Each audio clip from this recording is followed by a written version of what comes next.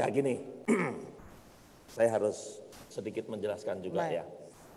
Ini mungkin kita juga kurang paham tentang masalah-masalah seperti ini. Seperti kita ketahui ya, tetangga kita saja sebelah. Ya, apalagi negara-negara superpower. Mereka tuh mewajibkan ya warganya untuk wajib militer. Ya, kayak Singapura, tentaranya paling cuma dari jumlah penduduk tuh cuma berapa ribu orang. Tetapi ini yang sudah mengikuti wajib, mereka punya prosedurnya. Korea Utara, Korea Selatan, itu tentaranya nggak banyak. Tapi dari jumlah masyarakatnya itu ternyata banyak sekali. Karena apa? Begitu perang, yang dibilang tadi ada komponen utama, itu kita. Tapi ada komponen cadangan, masyarakat yang sudah dilatih. Apabila negara berperang, ya mereka sudah siap. Jadi bukan cara menembak bagaimana, ya ini dan sebagainya. Nah, kita dengan adanya Undang-Undang Nomor 23 2019 yang sudah disahkan ini, kita akan mengarah ke sana, ya. Apalagi kita punya doktrin sistem pertahanan rakyat semesta. Nah, bagaimana implementasinya? Tetapi terus bukan semuanya ikut wajib militer, tidak. Adalah orang-orang yang dengan sukarela ya untuk ikut. Kemudian memenuhi syarat. Nah, itu yang paling penting. Jangan orang yang tidak memenuhi syarat terus ikut berlatih, tidak seperti itu. Jadi Mbak Rima ya, insya Allah doakan ya, ini akan kita akan lakukan karena negara kita negara yang besar. Negara yang mempunyai sumber daya alam yang begitu luar biasa.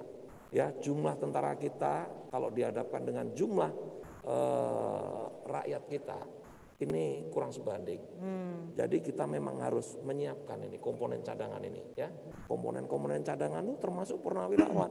Walaupun dia sudah retired, begitu negara dalam keadaan perang, ya mereka akan kita ajak lagi untuk ya menegakkan kedaulatan ini. Tadi yang bilang tadi ya, bela negara, bagaimana kedaulatan. Mbak Olivia tadi bilang, nah implementasinya seperti ini kira-kira. Nah.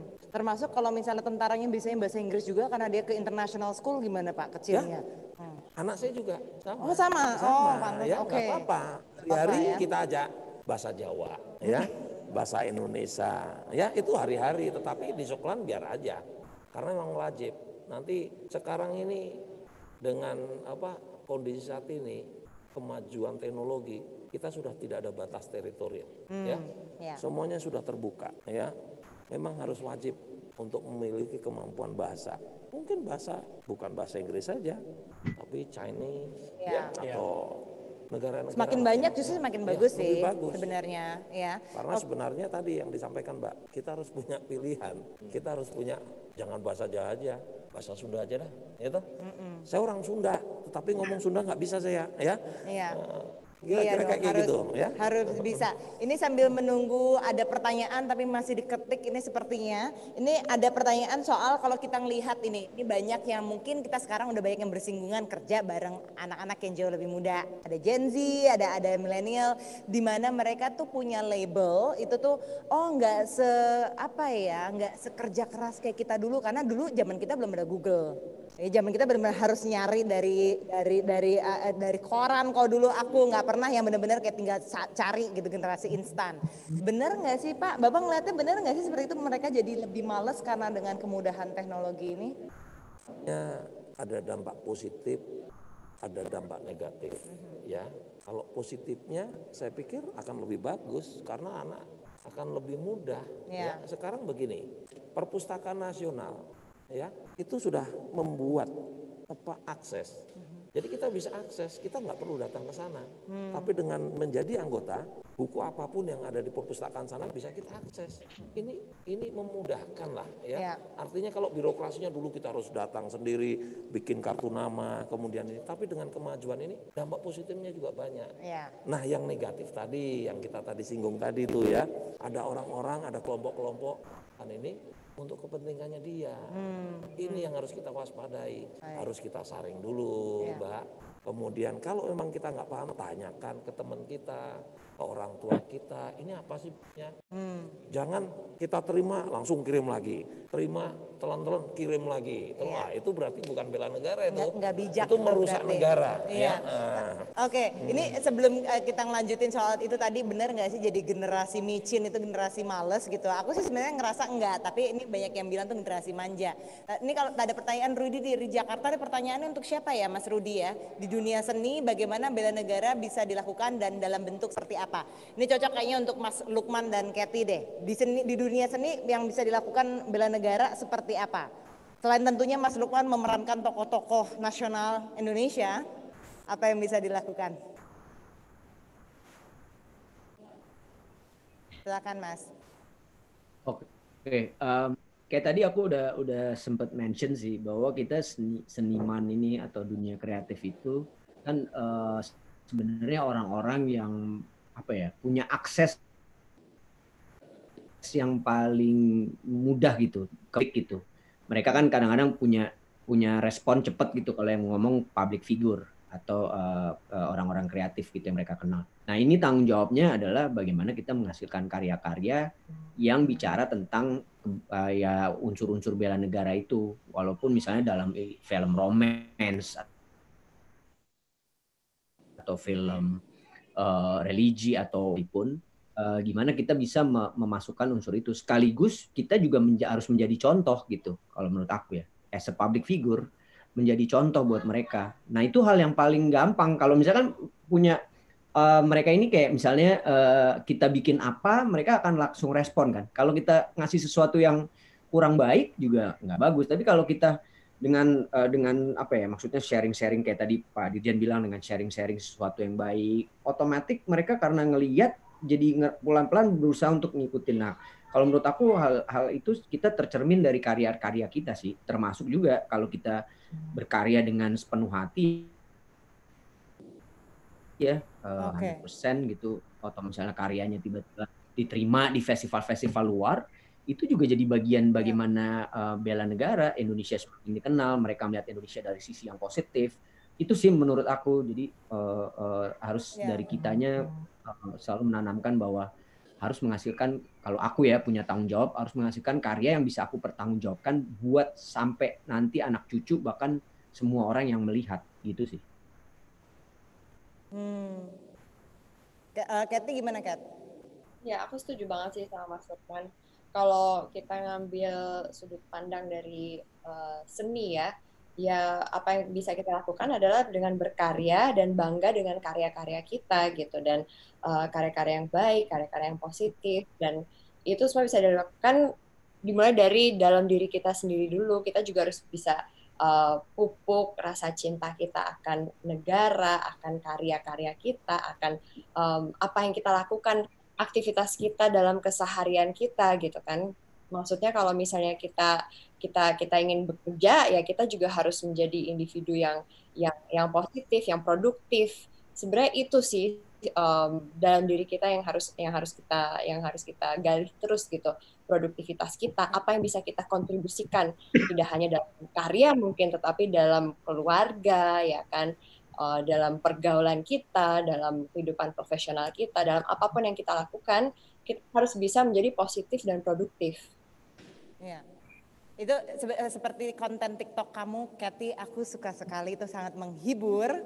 Jadi itu mungkin bisa salah satu yang bisa teman-teman dari dunia seni harus main TikToknya, itu keren banget. Gila, Kathy Sharon, tolong di follow, itu penting untuk di follow. Kathy, berarti aku perlu belajar TikTok sama kamu kayaknya ya. Ya, boleh kita belajar bersama ya Mas. Masih belajar. Dia tutor TikTok gitu sebenarnya Kathy. Kalau Zaki sama Olive gimana teman-teman yang berkecimpung juga di dunia seni, apa sih yang kalian bisa lakuin nih kalau kita ngomongin soal ini? Gini ya, kalau gue sendiri, seni itu sebenarnya salah satu tools alat komunikasi juga gitu kan.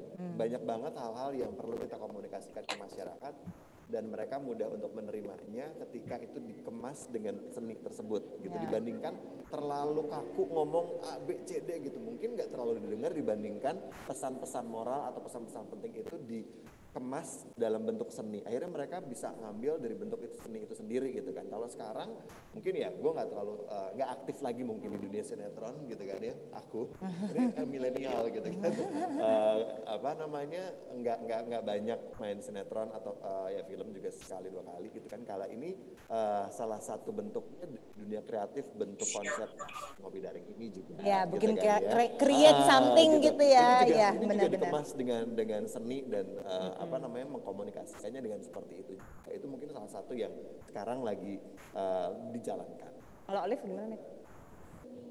Kan sebenarnya terbagi 2. Ada seniman itu yang pekerjaannya melahirkan karya seni, tetapi juga ada seniman yang dia tidak melahirkan karya seni, tetapi dia melahirkan pikiran-pikiran, tetapi pikiran-pikiran itu bisa memperkuat eksistensi bangsa Indonesia. Nah, jadi kalau emang seniman yang intelektual gitu, memang dia menghasilkan pikiran-pikiran, ya tadi pikiran-pikiran itu harus memperkuat eksistensi bangsa Indonesia. Nah, kemudian kalau seniman yang menghasilkan produk seninya itu ya harus ya tadi ya mempunyai wawasan keindonesiaan walaupun bentuknya seperti apa. Yang penting tujuannya kita berkarya atau kita membuat seni, misalnya kita buat film, itu sebenarnya kan media, tetapi bagaimana kita ingin storytelling atau mengatakan sesuatu melalui film gitu kan. Jadi bukan buat film yang oh gue mau jadi aktor, gue mau jadi produser, gue mau jadi sutradara gitu, tetapi message-nya apa? I want to tell something to people. Nah, melalui film. Nah, dari 300 orang, 500, 1 juta yang nonton, 1-2 orang aja yang berubah menjadi kebaikan, itu sebenarnya sudah berikhtiar, kita udah berhasil. Jadi impactor lah ya, Iya, impactor di gitu. sini gitu. Kalau Bapak nanggepinnya gimana Pak? Ini teman-teman dari dunia kreatif udah bisa kayaknya ngasih sesuatu nih untuk perubahan untuk soal mindset bela negara ini. Nah, Bapak ngeliatnya ini mungkin nggak nih bisa jadi salah satu medium gitu yang kita bisa terapkan di Indonesia? Kalau saya melihat begini Mbak, ya bangsa kita ini bangsa yang kaya, ya kita punya kebudayaan itu luar biasa dari Sabang sampai Merauke, suku bangsa ini. Kalau saya pengennya ya kebudayaan kita ini kita sesuai dengan zamannya, ya memperkenalkan kepada seluruh masyarakat Indonesia, ya sehingga kita mencintai. Tadi kembali lagi mencintai lagi Pak. Kalau kita sudah mencintai apapun itu akan lebih bagus. Artinya begini. Kita harus menjual sesuatu itu pada zamannya. Sekarang zamannya milenial, bahasa pun milenial. Ya saya sebagai tentara, siap. Tapi kalau udah ketemu sama adik-adik, saya harus milenial juga, betul kan? Kira-kira seperti itu Mbak.